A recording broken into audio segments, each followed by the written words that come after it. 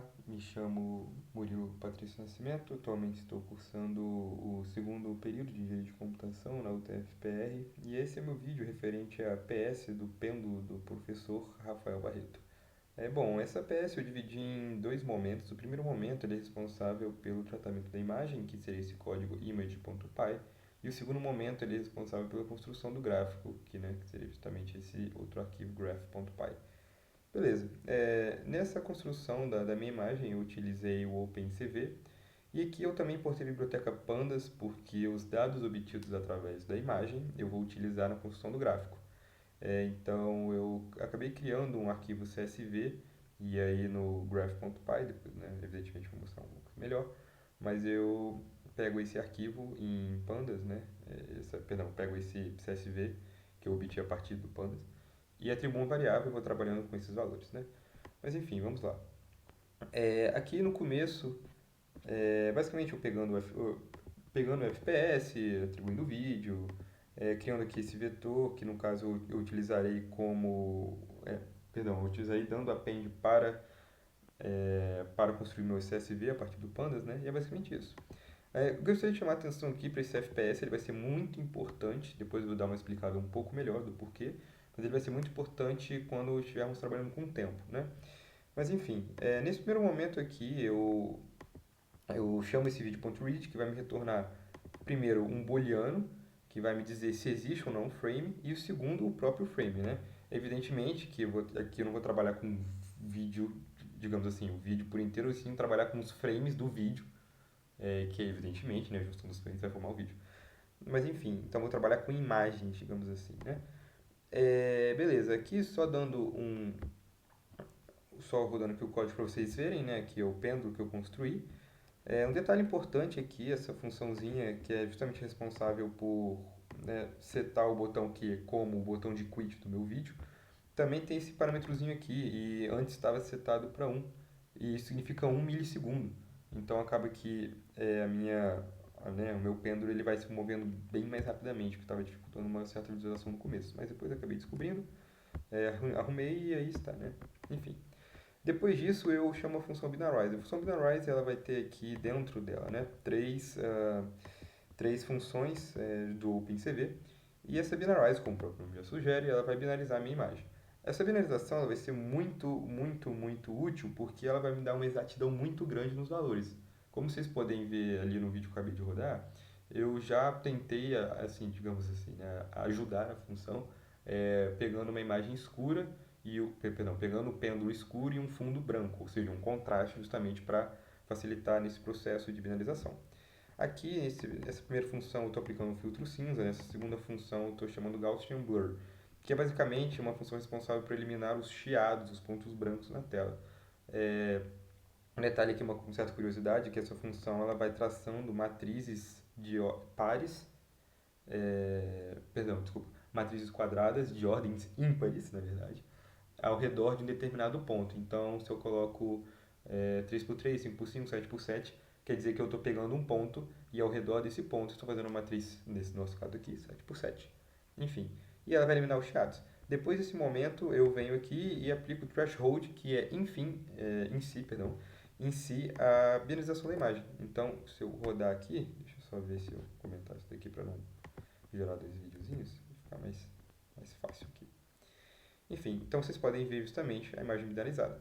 Prestem atenção aqui que a gente tem alguns outros pontos e daqui a pouco eu vou dizer como eu acabei tratando esses pontos para não interferir no cálculo do centro da massa do desejado, né, que seria a nossa bolinha aqui. Enfim, beleza. Depois disso daqui, a imagem binarizada, eu passo para o exposition, essa funçãozinha aqui que eu criei também. O exposition, eu atribuí esse nome porque o professor Rafael ele solicitou que medíssemos somente o centro de massa em x, certo? Então, né, por isso que é exposition. Beleza. Aqui eu já utilizo outra funçãozinha do OpenCV, que seria o find contours, para justamente pegar os contornos, né, da minha esferazinha, né, do meu pêndulozinho. Beleza.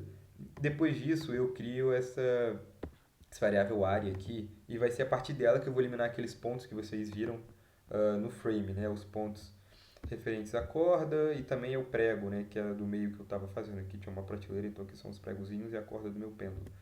É, quando eu coloco 200 aqui, eu estou setando um valor considerável de área. Eu sei disso porque eu fui printando a área, fui vendo vários valores, meus valores, e eu vi que 200 era um valor considerável.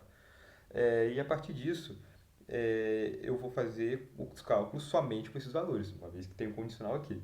Só que esses valores, eles são referentes à minha esfera em si, ou seja, acaba que o pregozinho ou fiozinho, ele não vai interferir nessa minha posição. Aqui eu tô, opa, aqui eu tô, aqui eu tô pegando as coordenadas, digamos assim, né, desse meu contorno, e a partir disso eu vou dando data.append com o tempo e com a posição do centro de massa em x. Esse append aqui vai ser necessário novamente para a gente utilizando o pandas, que é a partir desse data que a gente vai criar o CSV. Só um detalhe importante aqui, como eu disse, o FPS é muito importante para o tratamento do tempo, porque a gente não está trabalhando com um segundo, a gente está trabalhando com uma imagem. Ou seja, o vídeo tem, sei lá, 10 segundos, mas não tem, sei lá, 10 imagens. Então, assim, nossa unidade de medida de tempo vai ser 1 sobre o FPS. Ou seja, o FPS ele vai ser muito necessário. Não é à toa que quando você joga aqui no meu data.csv, né, que são os valores obtidos a partir do data lá, que eu estava dando append, você vê que o tempo ele não está indo de um em um. Né? Olha como ele está variando aqui o meu tempo. Ou seja, é muito importante prestar atenção nesse detalhezinho aqui, senão daria um valor completamente diferente. Enfim, depois voltando aqui, ele vai estar dentro do while, vai até quebrar, até acabar o vídeo, né? Que seja o apertar quit, né? Apertar o Qzinho. É isso daí. Depois disso daqui eu vou ter já o data preenchido, eu simplesmente uso aqui, uso um tanto quanto é, simples do Pandas, né? Biblioteca muito interessante do Python. E aqui eu estou criando a variável, criando o data frame a partir do data, atribuindo essa variável, esse data frame criado. Depois eu venho e crio um CSV, que é esse CSVzinho aqui que eu estava mostrando para vocês. Beleza. E basicamente essa aqui é a parte do image.py. Agora o graph.py ele é montado, evidentemente, né, em cima dos valores obtidos pela minha imagem, os valores cujos estão aqui, né, no data.csv. Só um detalhe importante aqui, né, para iniciar devidamente esse graph.py, explicando um pouco das bibliotecas. Eu utilizei o Pandas justamente para esse tratamento, para pegar esse CSV, trabalhar um pouco com os números. O NumPy e o SciPy Optimize também para trabalhar com os números. E o Seaborn e o Matplotlib para a construção do gráfico, para plotar o gráfico em si. Enfim, aqui como eu disse, eu só pego esse read CSV, que vai ler esse CSV criado aqui. E aqui é um detalhe muito importante. Esses números aqui em X, todos estão em pixels. E não é interessante, né? Que eu trabalho em pixels, a gente quer trabalhar em metros, né? É a unidade do sistema internacional. Enfim, então aqui essas duas linhas são responsáveis por essa passagem que utilizando uma regra de 3 de pixels para metros. Aqui essa segunda parte, essa segunda linha, né, onde tem esse menos aqui, é responsável pela centralização na minha matriz, certo? Enfim, beleza. Depois disso daqui a gente vai chamar o curveFit, que é uma funçãozinha do SciPy. E essa função é muito interessante, ela vai retornar dois valores aqui, só explicando que esse erro também foi solicitado pelo professor que calculássemos o erro. Esse erro aqui ele vai ser retornado a partir de uma perdão. Esse curveFit ele utiliza o método de mínimos quadrados, né, para calcular o erro. E esse erro ele é retornado a partir de uma matriz. Então, ele vai me retornar, daqui a pouco eu vou mostrar para vocês, dando print, mas ele retorna uma matriz de covariância entre variáveis. Então, eu pego a primeira variável, relaciono com a segunda, a primeira com a terceira, a primeira com a quarta, assim sucessivamente. É uma matriz de covariância, como eu disse. Beleza. Esses parâmetros aqui, eles vão ser obtidos a partir da minha função aqui. Enfim, essa função, ela vai retornar justamente a equação do movimento, perdão, do OH, né, oscilação harmônica amortecida. Essa equaçãozinha foi fornecida pelo professor Rafael Barreto, no próprio canal dele. Essa equaçãozinha aqui. Também no próprio canal dele, o professor ele forneceu a equação do fator de qualidade, que ele pediu que calculássemos. Essa equaçãozinha aqui, ó, essa segunda equação. Daqui a pouco eu vou mostrar o cálculo dele, mas é basicamente isso daí. Beleza, depois disso aqui um printzinho nesses valores, daqui a pouco eu mostro. Aqui o plot do meu gráfico. E aqui eu vou calcular o fator de qualidade, né? Vou precisar do período, por aí vai. Esses parâmetros 1 aqui, no caso, seria o meu Bzinho e por aí vai, como eu disse, de acordo com a função passada, a fórmula, perdão, passada pelo professor Rafael no vídeo dele. Beleza.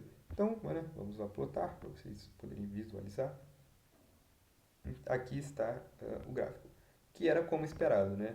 Como o movimento, perdão, como a oscilação é amortecida, harmônica amortecida, vocês podem visualizar que a amplitude ela vai, ela vai, ela vai ser igual no caso aqui, né? Por exemplo, aqui, vai sendo igual, os opostos no caso, né? Um detalhe bem importante aqui que, né, como era de se esperar, por conta do atrito, a minha amplitude ela vai diminuindo. Ou seja, se fosse um OHS, né, um harmônico simples, uma oscilação harmônica simples, essa amplitude iria se manter. Mas como é amortecida, tem a questão do atrito, como eu disse, ela vai diminuir. Só um detalhe importante para finalizar aqui o vídeo, é, eu tava, né, o meu gráfico não estava com um ajuste tão legal. Aqui eu estava dividindo por 2. E olha como uma simples diferença de 2 para 1,65 pode surtir um efeito muito grande no ajuste. Olha como já fica diferente como a amplitude no quesito dos meus pontos aqui, né, que são essas bolinhas, ela já muda o inverso, você vê que carece de um ajuste mais preciso, né? Enfim, e era só jogar 1,65. Só para finalizar aqui, mostrar para vocês, né, os valores. Beleza. Aqui está o valor de cada variável, cada parâmetro, né? O Bzinho, a frequência, o φ, a amplitude. Aqui o erro, como eu disse, retornado a partir da matriz de convariância, né? Do curve fit, né? E aqui o fator de qualidade, que foi solicitado pelo professor. Enfim, esse daqui é o meu vídeo sobre a peça do pêndulo. Espero que vocês tenham gostado e até uma próxima.